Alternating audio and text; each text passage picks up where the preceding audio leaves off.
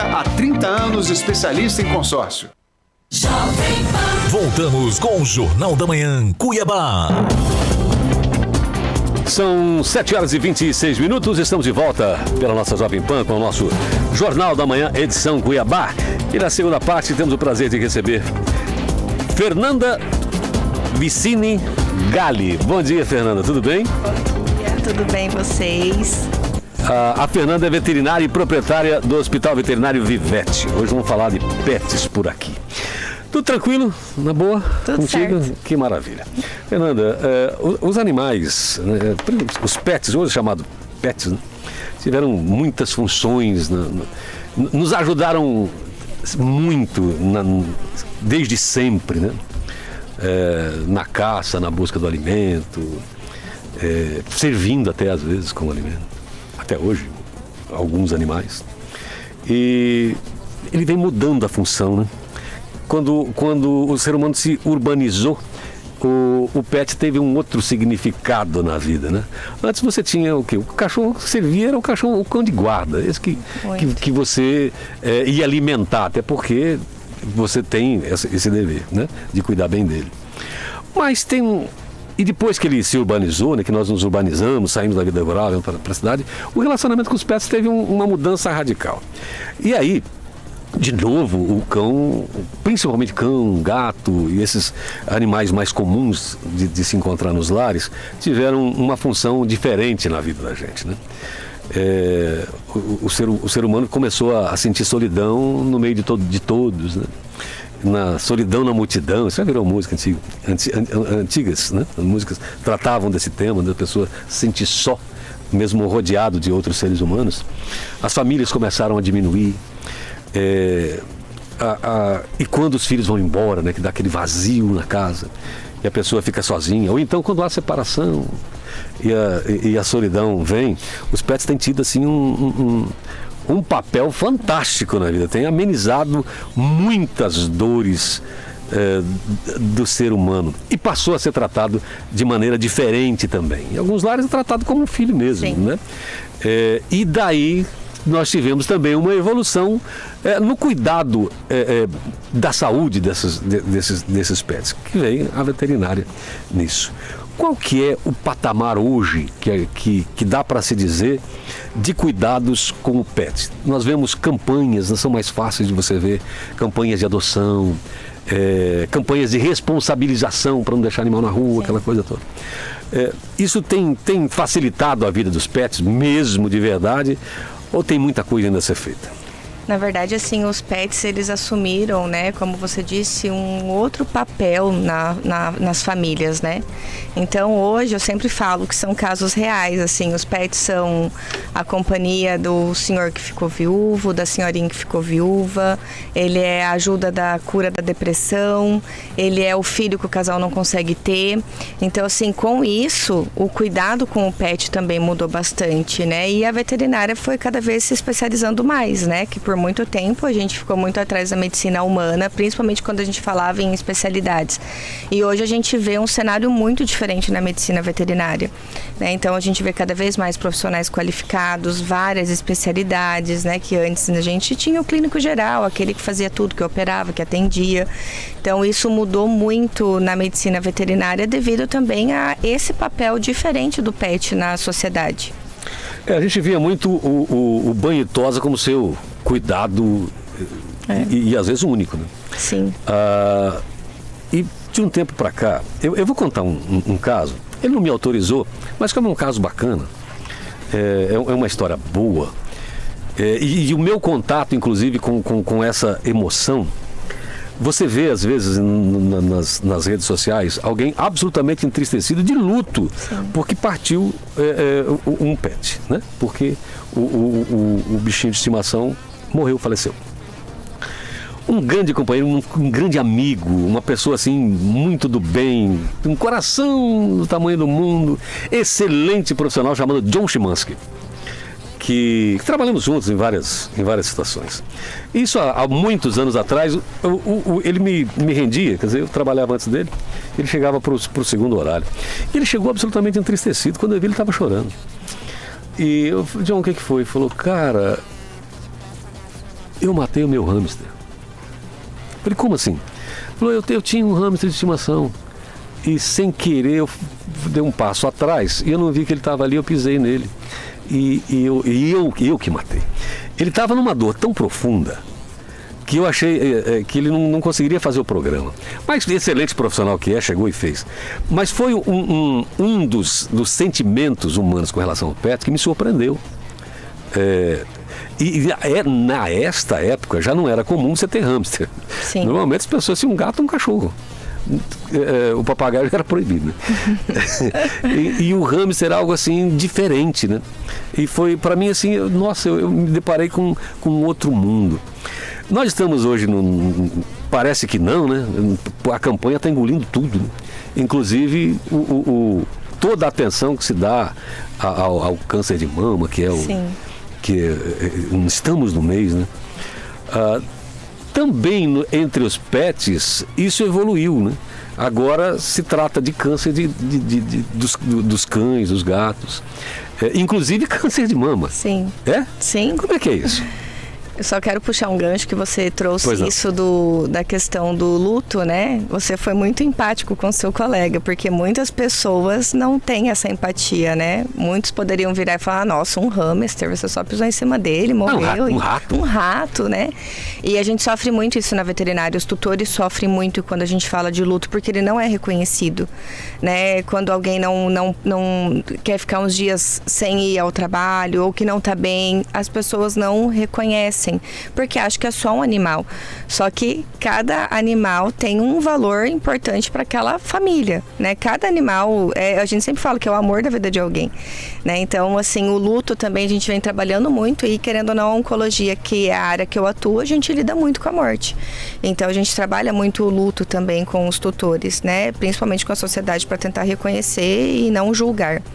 Falando em relação ao câncer de mama, né? A gente também faz todo outubro rosa, para falar da conscientização do câncer de mama, porque acomete as cadelas e gatas, como também em mulheres, né? Então a gente extrapola essa ação da medicina humana para a medicina veterinária.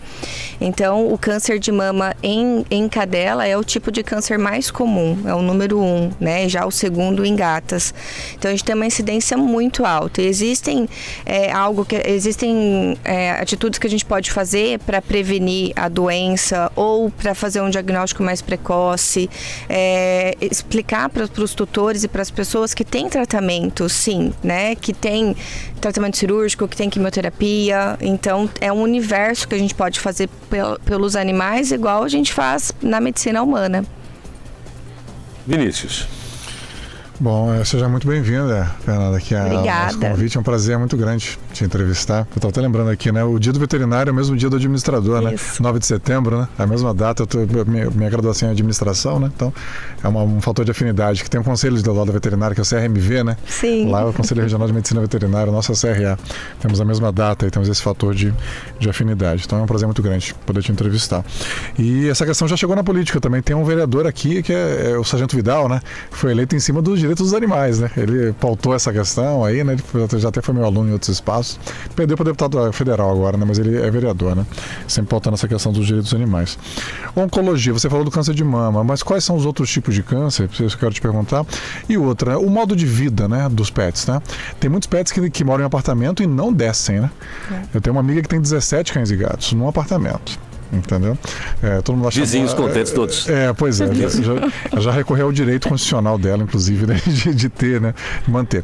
Mas eles não descem, eles não saem, né? Enfim, então isso mexe com a biologia mesmo desses animais, aumenta a incidência. Como é que são os fatores ambientais para o câncer, né, deles, né? E espaço deles, né? Porque às vezes as pessoas têm um cachorro grande num apartamento. Não vai ser bom para o cachorro, né? Ainda mais se for uma raça hiperativa, né? Ou que o tutor talvez não tenha tanto tempo e cuidado para poder descer com esse pet. A gente sabe muito, como na medicina humana, que o fator da obesidade, ele pode predispor sim ao câncer, né?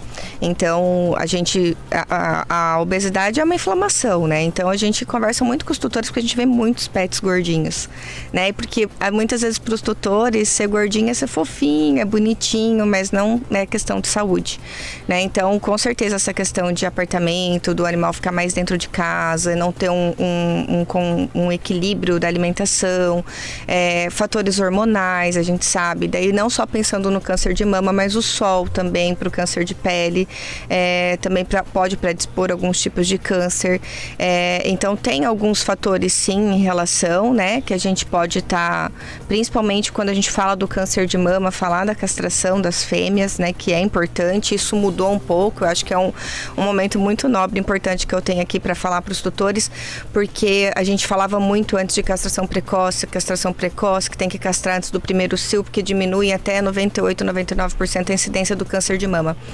E era feito dessa forma, e por muito tempo aí os estudos começaram a mostrar, né, que essas pacientes jovens castradas, então tão cedo, elas começaram realmente a não desenvolver câncer de mama, mas começaram a ter outros problemas articulares, urinário. Então o último consenso de mama que nós tivemos na veterinária, que foi em 2019, ficou definido que a gente deve castrar essas fêmeas de pequeno porte depois do primeiro cio. Então a gente espera ela entrar no primeiro cio, quando estiver próximo do segundo cio que a gente castra. E as de grande porte entre o segundo e o terceiro cio, para elas terminarem de se desenvolver, principalmente a questão óssea, de ligamento. Então a gente começou a ver outros problemas. Então a gente tem que pensar no paciente como um todo, não só pensando em prevenir o câncer de mama.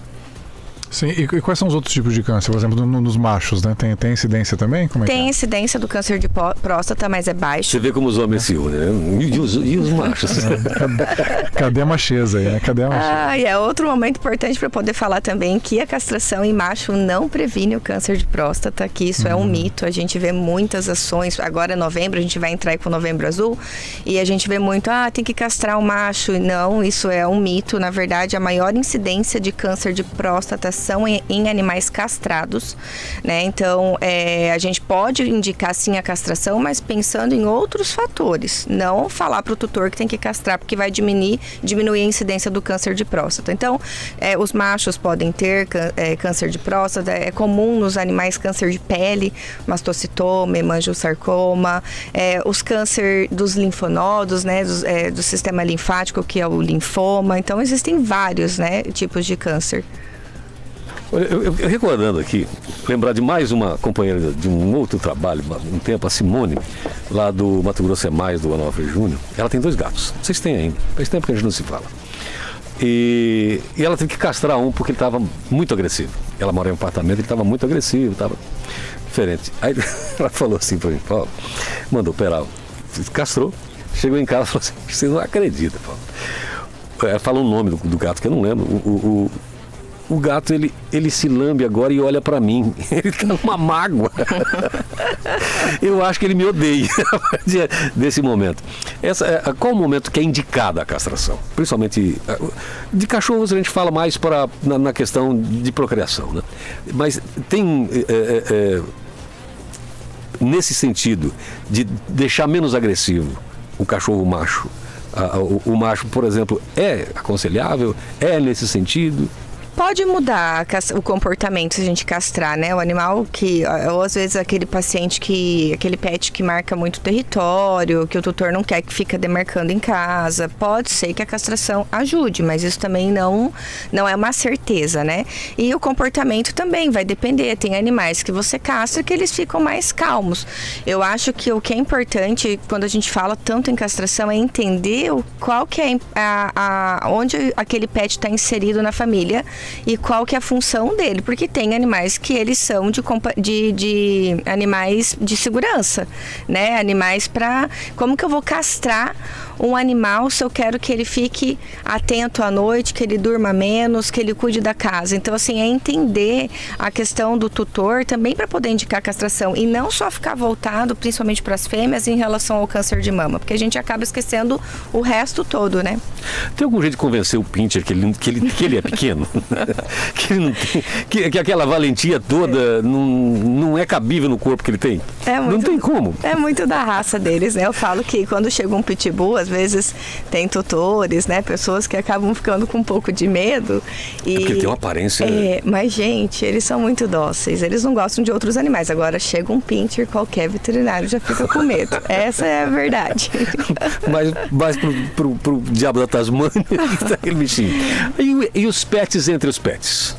Porque eles têm lá suas hierarquias, né? Você, por exemplo, tem um cachorro ou um gato agora, e aí você resolve ter mais um. Até os dois se entenderem, vai um período.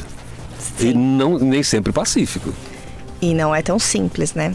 Principalmente gato. Como é que auxilia isso? Como é que dá para encurtar esse tempo e o trabalho? Na verdade, assim, quando a gente fala em felinos, a gente tem que buscar a ajuda de um profissional especializado da área, né? Alguém que entenda de comportamento de felinos.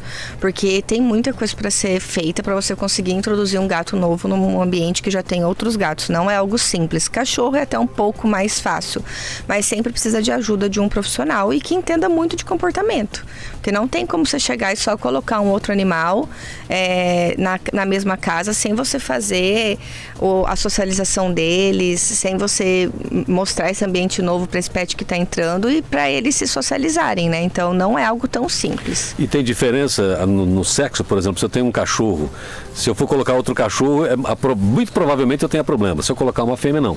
Ou não é bem assim? Não é bem assim. Depende muito do comportamento do animal. Então, isso também é um pouco... Dois, né? Dos dois. Isso é um pouco de mito também, né?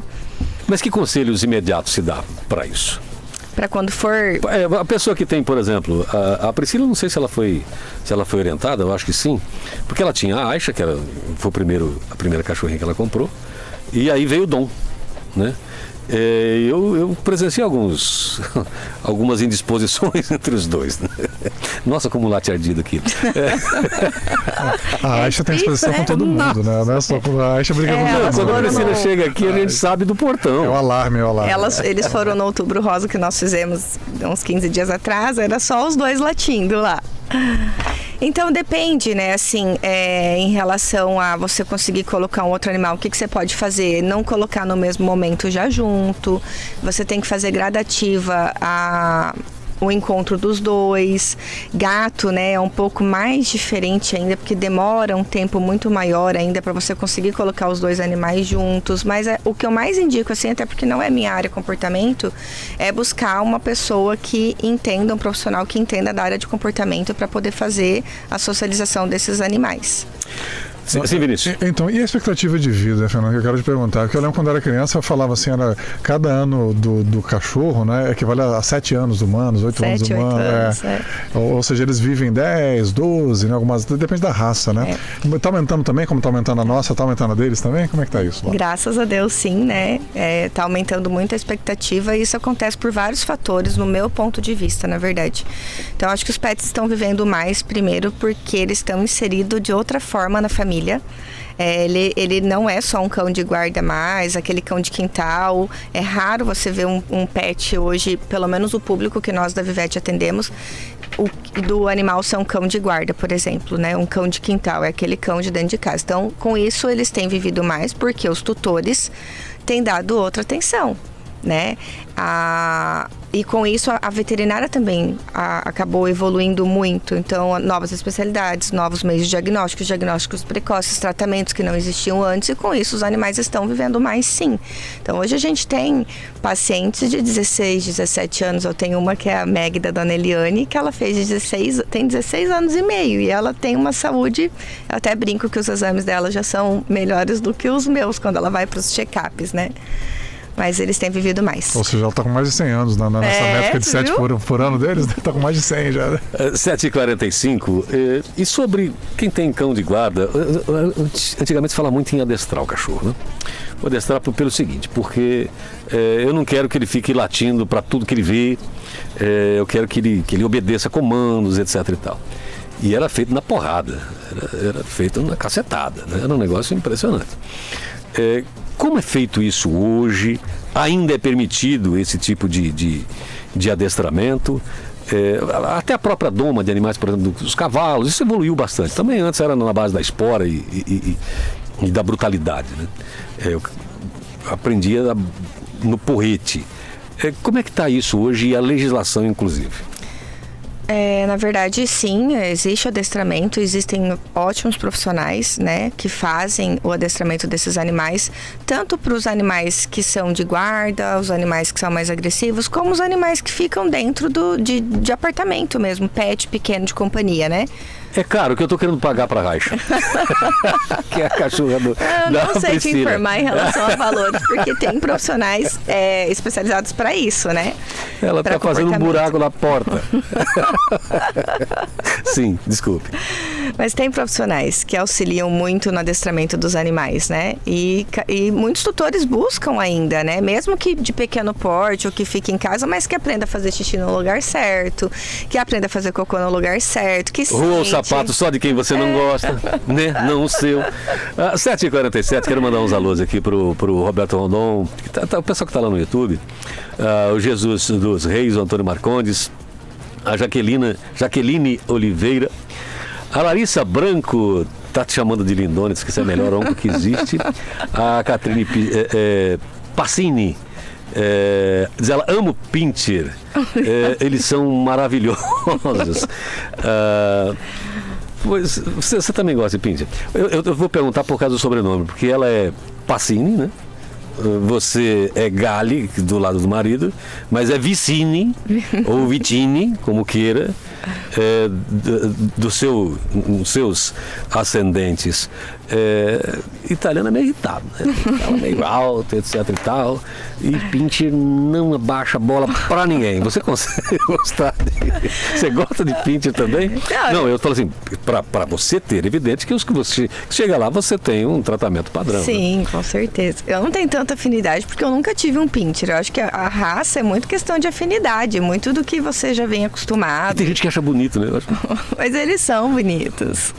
Morcego sem asa. Com Ó, pelo a que- Catrine vai ficar chateada, hein? Ela tem uma Pinscher linda, Meg Stella. Olha o Você nome. lembrou do nome? Muito bem. Eu quero agradecer a tua presença aqui, você ter disponibilizado seu tempo pra gente. Muito obrigado. Fernanda Vicini Gali, da veterinária e proprietária da Vivete. Fica onde? A Vivete fica localizada no hospital em frente a Todimo, na Carminho de Campos. Bem pertinho da Fernando Correia, ali em frente a Todimo. Eu posso agradecer? Claro. Então eu queria agradecer, né, a Priscila também que fez o convite, agradecer a vocês, muito obrigada, e fazer um convite. Amanhã a gente vai ter mais uma parte do Outubro Rosa, né, que a primeira parte nós fizemos na praça, né, uma conscientização, e amanhã vai ser na Vivete, no hospital, uma manhã para os tutores, para esclarecer, tirar dúvida, né, então é o Talk Vet, a gente vai estar conversando com esses tutores e explicando, conscientizando como que faz a detecção precoce, o que é importante o tutor saber em casa, então estão todos convidados